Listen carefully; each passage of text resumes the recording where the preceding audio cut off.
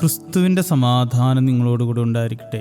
വചനകിരണത്തിലേക്ക് ഏവർക്കും സ്വാഗതം. ഒരിടത്ത് ജന്മന അന്ധനായിരുന്ന ഒരു മനുഷ്യൻ ജീവിച്ചിരുന്നു. കാഴ്ചയില്ലാത്തതിൻ്റെ പരിമിതികൾ കാരണം അദ്ദേഹത്തിൻ്റെ ജീവിതം ഏറെ കഷ്ടപ്പെട്ടാണ് മുന്നോട്ട് പോയിരുന്നത്.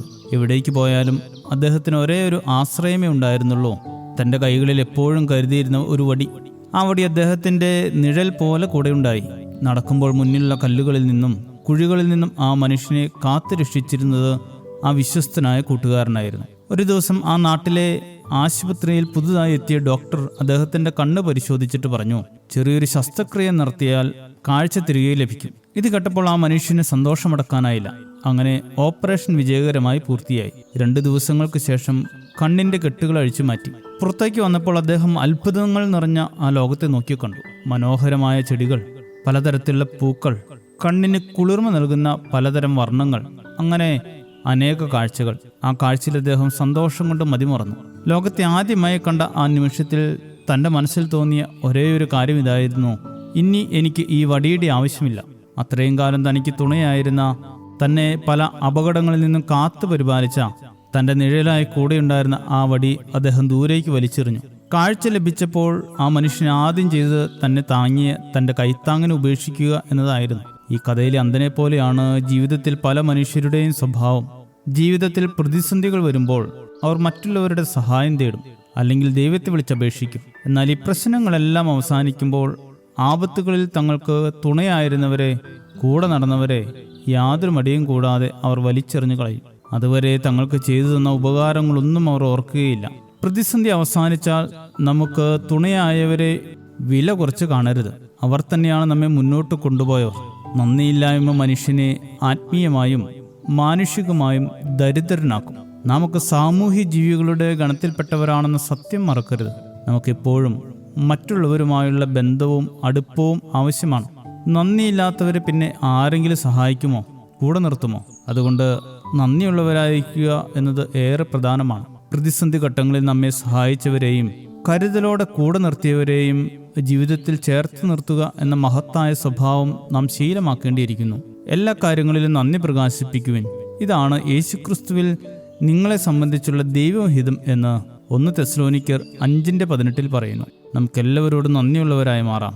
സഹായിച്ചു കൂടെ നിന്നവരോടും ഉപദ്രവങ്ങളിലൂടെ പുതിയ പാഠങ്ങൾ പഠിപ്പിച്ചവരോടും നന്ദി പ്രകാശിപ്പിക്കുന്നവരായി തീരാം. ശുഭദിനം നേരുന്നു. ദൈവം അനുഗ്രഹിക്കട്ടെ. നന്ദിയല്ലാതൊന്നുമില്ല എൻ്റെ നാവിൽ ചൊല്ലിടുവാൻ, സ്തുതിയല്ലാതൊന്നുമില്ല എൻ്റെ ഹൃദയത്തിൽ ഉയർന്നിടുവാൻ, സ്തോത്രമല്ലാതൊന്നുമില്ല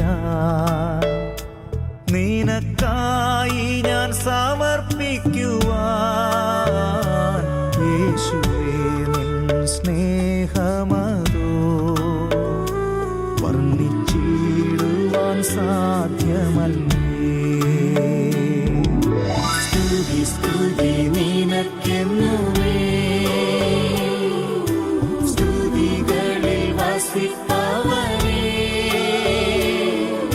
സ്തുതി ധനം ബലം നിനക്കേ, സ്തുതികളിലുന്നതനേ, സ്തുതി ധനം ബലം നിനക്കേ, സ്തുതികളിലുന്നതനേ. ജയം ജയം യേശുവിന്, ജയം ജയം കർത്താവിന്, ജയം ജയം രക്ഷകന്, ഹല്ലേലൂയ ജയമെന്നുമേ. ജയം ജയം രക്ഷകന്, ഹല്ലേലൂയ ജയമെന്നുമേ. നന്ദിയല്ലാതൊന്നുമില്ല എൻ്റെ നാവിൽ ചൊല്ലിടുവാൻ, കൃപയല്ല യാതൊന്നുമല്ല എൻ്റെ വീണ്ടെടുപ്പിൻ കാരണം. യേശുവേ നിൻ വരവതിനായി